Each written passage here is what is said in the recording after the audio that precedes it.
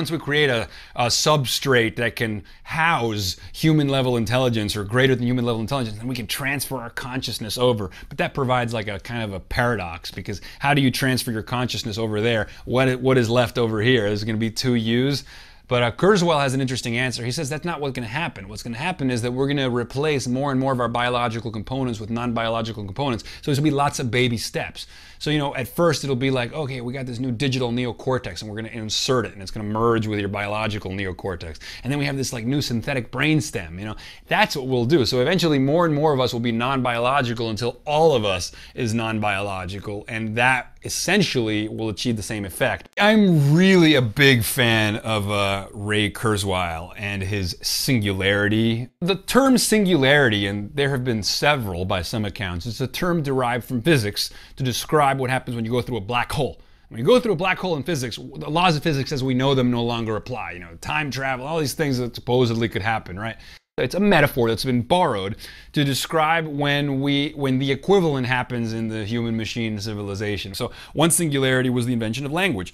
Kevin Kelly says that singularity and what happened afterwards, the world after language, would have been inconceivable, impossibly inconceivable to those standing on the other side of that line. I mean, try to tell the non-speaking ape about a Shakespearean metaphor, and that's the level of transformation that we're talking about. So this next singularity, empowered by the convergence of exponentially emerging technologies like biotechnology, which is manipulating the information processes of biology, nanotechnology, which is to manipulate matter at the level of the atom and insert computation into matter, and AI, which is to create non-biological intelligence that's not subject to the limitation of the human brain. The converging forces of those three things are sending us towards what seems to be another singularity, as big in scale as the invention of language was. You see, information technology is progressing so rapidly, and it's bootstrapping on its own complexity in an exponential way.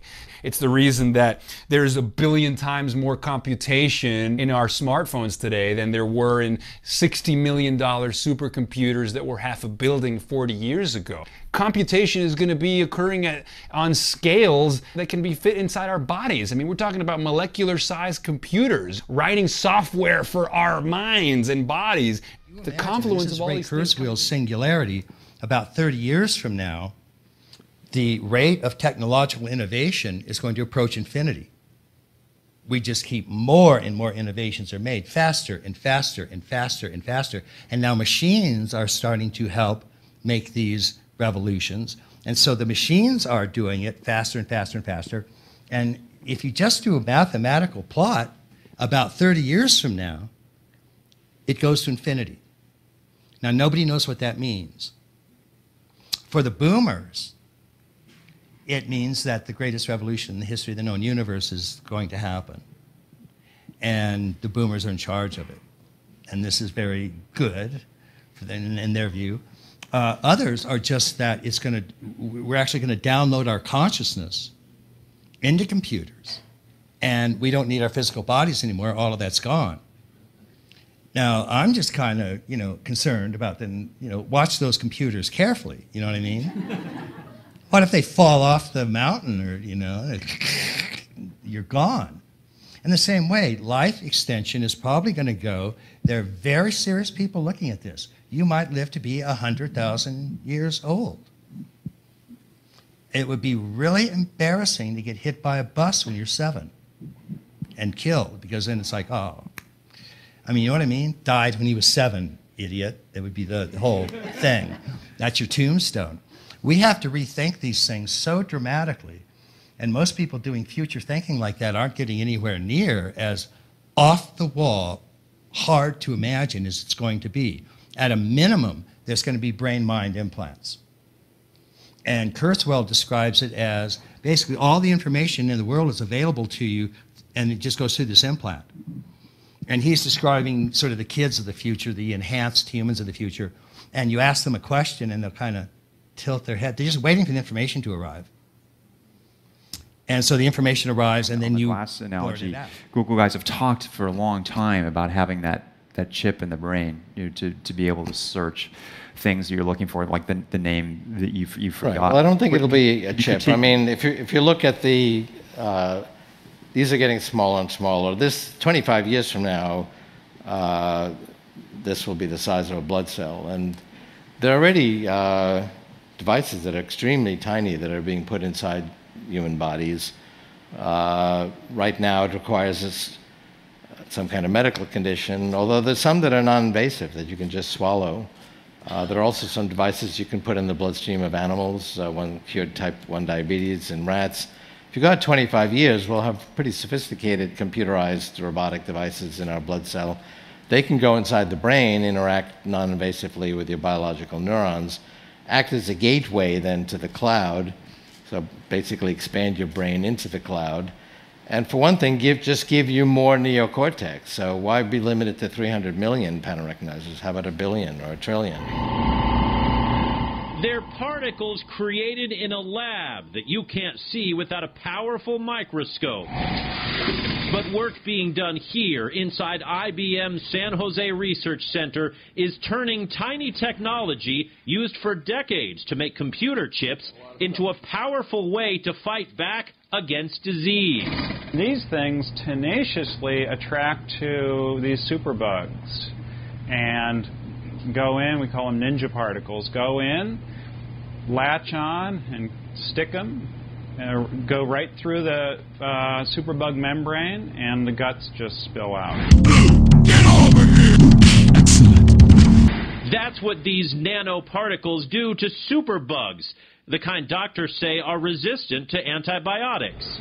We see it so often now I can tell you with pediatrics, with babies, children who are going to daycares, they do pick up resistant bugs. But in tests, the IBM-created particles beat back those diseases, and as another benefit, they're biodegradable, which means unlike antibiotics, they don't stay in your body. What a wonderful thing. I mean, because we are dealing with side effects all the time. And to bypass side effects of antibiotics and something that's biodegradable. So doctors are happy and scientists are encouraged. Who knew chip technology could someday save lives? We've taken that, turned it on its head, and said, okay, semiconductors are cool, but what else can we do? But they do what techies always do. Fight bugs.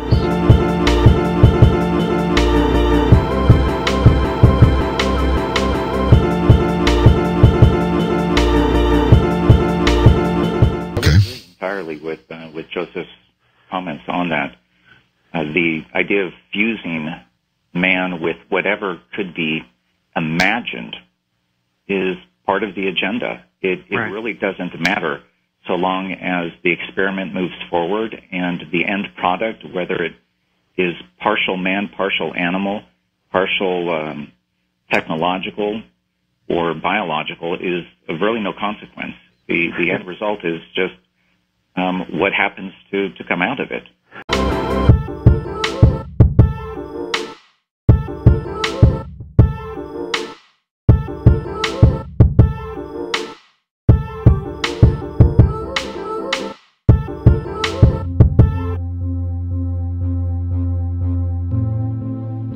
In May 2012, we decided that within only 9 months, we're going to build one of the most advanced humanoid robots in the world.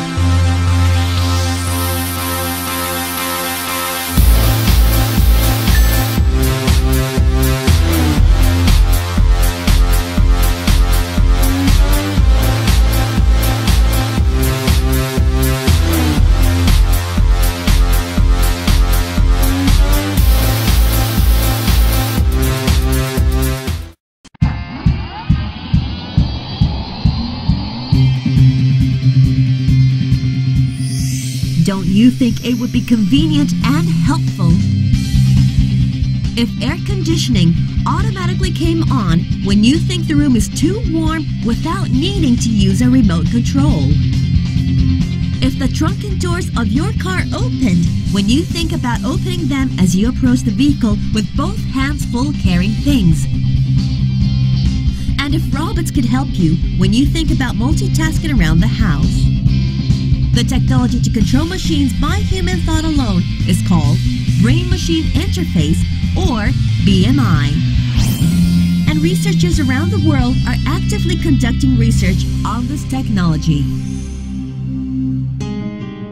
In May 2006, Honda and ATR successfully developed a BMI technology which utilizes a functional MRI scanner and achieved the first success in the world to control a robot at speeds close to real time by decoding brain activities without electrode array implants in the brain or special training of the user. For this experiment, new BMI was used to control ASIMO, Honda's humanoid robot. One of the participants in this experiment picks one of the 4 cards and shows it only to the user.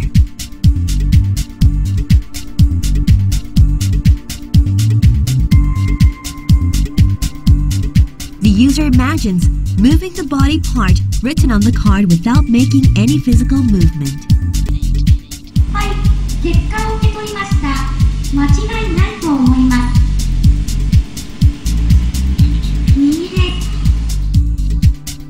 ASIMO moved its right hand, and the card picked by the participant says, right hand.